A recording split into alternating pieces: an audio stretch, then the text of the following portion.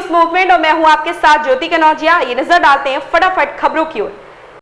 दुग्ध वाहन की टक्कर से किशोर की मौत, चक्का जाम। करारी प्रयागराज मार्ग पर मौजमपुर के पास हुआ हादसा। करारी प्रयागराज मार्ग पर मौजमपुर के पास रविवार की सुबह टहलने जा रहे एक किशोर को एक दुग्ध वाहन ने टक्कर मार दिया। टक्कर इतनी जोरदार थी कि दुर्घटना स्थल पर ही किशोर की मौत हो गई। किशोर की मौत से नाराज ग्रामीणों ने रोड पर जाम कर दिया। मौके पर पहुंचे सदर सीओ ने करीब 1 घंटे बाद लोगों को समझा बुझाकर शव को पोस्टमार्टम के लिए भेजा। करारी के मौजमपुर गांव का रोहित कुमार पुत्र सोहन लाल रविवार की सुबह 6 बजे टहलने निकला था। जैसे ही गांव के बाहर पेट्रोल पंप के पास पहुंचा, करारी की ओर से आ रहे दुग्ध वाहन ने जोरदार टक्कर मार दिया। इससे रोहित कुमार का सिर बुरी तरह से फट गया। दुर्घटना स्थल पर ही रोहित कुमार की मौत हो गई। नाराज ग्रामीणों ने प्रयागराज करारी पर चक्का जाम कर दिया। इसके बाद सदर सीओ अभिषेक सिंह, इंस्पेक्टर प्रमोद कुमार के साथ मौके पर पहुंचे। काफी समझाने के बाद 1 घंटे बाद जाम समाप्त हुआ। 2 घंटा सड़क जाम होने पर लगी रही वाहनों की लंबी कतार। विशाल साहू की रिपोर्ट। एमपी से शिमला मिर्च लोड कर रांची जा रहा ट्रक सकाढ़ा मोड़ पर अनियंत्रित होकर पलटा, मामूली घायल। कौशाम्बी कोखराज थाना क्षेत्र से होकर एमपी से शिमला मिर्च लोड कर रांची जा रहा ट्रक सकाढ़ा स्थित अंधे मोड़ पर अनियंत्रित होकर पलट गया। हादसे में ट्रक के चालक मामूली घायल हो गए। वहीं शिमला मिर्च का भी काफी नुकसान हुआ है। घटना के अनुसार कोखराज थाना क्षेत्र के रोही बाईपास पर सकाढ़ा के पास अंधे मोड़ पर की है, जहां रविवार की सुबह एमपी के सिपरी से शिमला मिर्च लोड कर ट्रक रांची जा रहा था। ट्रक एमपी से कौशाम्बी जिले के रास्ते से होकर कोखराज थाने से बाईपास होकर टोल प्लाजा से रांची की तरफ जा रहा था।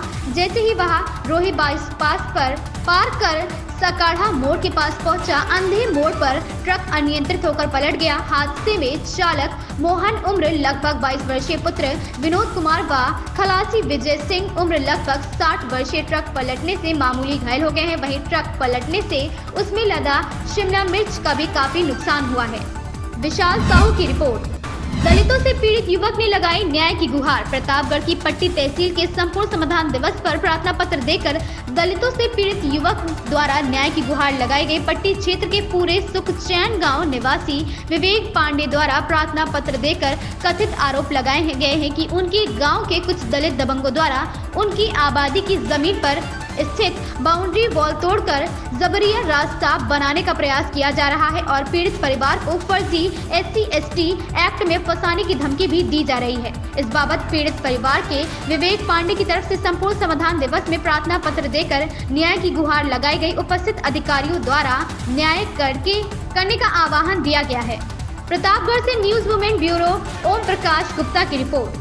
संपूर्ण समाधान दिवस पर एक ब्राह्मण परिवार अपनी शिकायत लेकर के आया है। उसका आरोप है कि उसके गांव के दलित उसे मानसिक रूप से प्रताड़ित कर रहे हैं। क्या है पूरा मामला, क्या है आपका नाम? हमारा नाम विवेक पांडे है सर। और मेरा मामला ये है कि जहाँ मेरा सड़क है वहाँ पे कुछ सामने से दीवार हुआ पड़ा है और बता रहे हैं ये कि बाउंड्री है वहाँ पे, तोड़ के ज़बरदस्ती बोल रहे हैं कि यहाँ से हमें रास्ता दिया जाए। कुछ हरजन बस्ती में हैं 2-4 घर, ये लोग ज़बरदस्ती बोल रहे हैं कि हमें रास्ता यहीं से चाहिए, जो कि उनको आने जाने के लिए रास्ता आगे से भी है, लेकिन ये हमारे घर के बगल से ही आना जाना चाह रहे हैं, जो कि वहाँ ना पहले कोई रास्ता था ना तो है अभी। हमारी बाउंड्री 20 साल 25 साल पहले ही बनी पड़ी है वहाँ पे। और कल SDM साहब आए थे, वो बोले कि अपने ज़मीन में से ही तुम बाउंड्री तोड़ के 5 फीट रास्ता इनको आने जाने के लिए दे दो, जिसपे हम माने नहीं और यहाँ आके एक एप्लीकेशन SDM सर को भी दे रही है। क्या कौन कौन है जो आपसे जबरिया रास्ता लेना चाहते हैं, क्या नाम है? जबरिया उनके राम जी हैं, शिवचरण, और बाकी इनकी जो वाइफें हैं, बाकी जो इनकी और सब हैं औरतें, कुलदीप और आलादीन, ये सब जितने हैं लड़के हैं, बाकी इनकी जो औरतें हैं ये सब है। औरतों को आगे करके ये लोग रास्ते की मांग करते हैं। औरतों को आगे करके ले रहे हैं, रास्ते को मांग कर रहे हैं और बोल रहे हैं कि FTSC लगवा देंगे, मुकदमे में फंसवा देंगे, फर्जी कुछ कर नहीं पाओगे तुम। ठीक। सूबे के मुखिया योगी आदित्यनाथ पहुंचे कान्हा की नगरी मथुरा। वृंदावन के पवन हंस हेलीपैड पहुंचे सीएम योगी। तय समय से 20 मिनट की देरी से पहुंचे सीएम योगी। कैबिनेट मंत्री लक्ष्मी नारायण चौधरी ने सीएम को हेलीपैड से किया रिसीव। हेलीपैड से भगवान श्री बांके बिहारी जी के दर्शन के लिए मंदिर रवाना हुए सीएम योगी। प्रधानमंत्री मोदी के ब्रज रज उत्सव के प्रस्तावित कार्यक्रम की तैयारियों की समीक्षा करने के लिए मथुरा आए हैं सीएम योगी। गौरव यादव की रिपोर्ट। राजगढ़ थाना पुलिस ने शनिवार को मुठभेड़ के बाद 50,000 के इनामिया पशु तस्कर को गिरफ्तार किया है।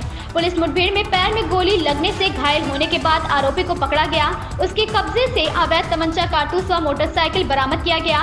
पकड़ा गया आरोपी अजीत पासवान पुत्र सत्यनारायण पासवान अछोर लसड़ा थाना रॉबर्ट्सगंज सोनभद्र का निवासी बताया गया है। एक रिपोर्ट। अपर पुलिस अधीक्षक ऑपरेशन व क्षेत्राधिकारी ऑपरेशन के नेतृत्व में थाना राजगढ़ पुलिस एवं एसओजी की संयुक्त टीम ने थाना राजगढ़ पर पंजीकृत मामले में वांछित एवं 50,000 के इनामिया अजीत पासवान को थाना राजगढ़ क्षेत्र में पुलिस मुठभेड़ में पैर में गोली लगने के बाद गिरफ्तार किया। घायल अभियुक्त को गिरफ्तार करते हुए पुलिस अभिरक्षा में जिला चिकित्सालय में भर्ती कराया गया। आरोपी के पास से तमंचा 315 बोर व एक खोखा कारतूस, एक मिस कारतूस व एक जिंदा कारतूस एवं मोटरसाइकिल बरामद किया गया है।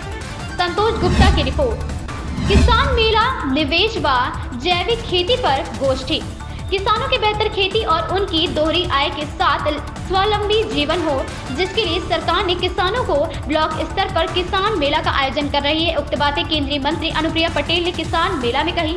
उन्होंने कहा कि ब्लॉक स्तर पर किसानों को जागरूक किया जा रहा है। श्री अन्न की खेती और जैविक खाद के द्वारा खेती करने के लिए उन्हें प्रशिक्षण दिया जा रहा है। उन्होंने कहा कि हमारे देश के विभिन्न अंचलों में हर प्रकार की खेती प्रधान स्तर पर की जा रही है। तिलहन की खेती भी अच्छी होती है, लेकिन तिलहन की खेती में आत्मनिर्भरता हम नहीं ला पाए हैं। कई फसलों का हम आयात और निर्यात कर रहे हैं, लेकिन अभी भी खेती को और अच्छे मजबूत बीज के लिए के साथ नई तकनीक, मशीनों की आवश्यकता है। किसान गेहूं, तिलहन के साथ श्री अन्न की खेती को बढ़ावा देने की जरूरत है। संतोष गुप्ता की रिपोर्ट। अगर हम तिलहन की बात करें तो उत्तर प्रदेश में मुख्य रूप से सरसों, अलसी, मूंगफली, हमारे क्षेत्र में मूंगफली। लेकिन अगर आप मोटे स्तर पर देखें तो गुजरात राज्य मूंगफली का सबसे बड़ा उत्पादक है। राजस्थान में सरसों, मध्य प्रदेश में सोयाबीन, कर्नाटक में सूरजमुखी, दक्षिण भारत में नारियल, कई जगह तिल की खेती, अरंडी की खेती। तो ऐसा नहीं है कि तिलहन का उत्पादन नहीं है, लेकिन आत्मनिर्भरता के लक्ष्य को दलहन और तिलहन में हम प्राप्त नहीं कर पाए। भर के पौधे नजर आते हैं। करीब एक पौधे में 35,000 के आसपास बीज बनते हैं गाजर घास में। अब 35,000 में से क्या एक को बीज नहीं बचेगा? एक आध तो बच ही जाएगा, चाहे हम कुछ भी कर दें। संभव है उसको पूरी तरह निर्मूल करना? संभव नहीं है। और ये आती कहां से है? हवा के माध्यम से और पानी के माध्यम से। तो करीब करीब सीकर का जो इलाका है, यहां बहुत ज्यादा हमको लगता है जिले में अगर सबसे ज्यादा दिखने को मिलता है तो ये जो गंगा का किनारा है, यहां सबसे ज्यादा। और इतने मजबूत पौधे होते हैं कि शायद इसमें से कोई बढ़िया से उसको उखाड़ना चाहे तो उखाड़ नहीं सकता। भारत ही बने विजेता, हवन यज्ञ अनुष्ठान। क्रिकेट विश्व कप में तीसरी बार देश को एक बार पुनः विश्व विजेता बनने के लिए देश भर में शुरू हुआ प्रार्थना, पूजा और दुआ का दौर। आदि शक्ति मां विंध्यवासिनी धाम में शुरू हुआ अनुष्ठान। भारत की जीत तक चलता रहेगा अनुष्ठान। आज विश्व कप का फाइनल मैच भारत और ऑस्ट्रेलिया के बीच खेला जाना है। इस मैच को लेकर पूरे देश में उत्साह का माहौल है। देशवासी जगह जगह पर इसके लिए हवन पूजन अनुष्ठान करते हुए भारत की जीत के लिए प्रार्थना और दुआ कर रहे हैं। मां विंध्यवासिनी धाम में तीर्थ पुरोहित आशुतोष पाठक के नेतृत्व में युवाओं ने हवन पूजन किया और अनुष्ठान करते हुए आदिशक्ति से टीम इंडिया की जीत के लिए आशीर्वाद मांगा है। सभी ने हाथों में भारतीय क्रिकेट टीम का पोस्टर और तिरंगा झंडा लेकर विधिवत हवन पूजन कर रहे हैं। हुए विश्व कप में 2003 का बदला 2023 में ऑस्ट्रेलिया से लेने का संकल्प लेते हुए जगत जननी मां से आशीर्वाद मांगा है। यह अनुष्ठान भारत की जीत तक चलता रहेगा। बद्री अग्रहरी की रिपोर्ट। ऐसी ही खबरों से जुड़े रहने के लिए आप देखते रहें न्यूज़ मूवमेंट।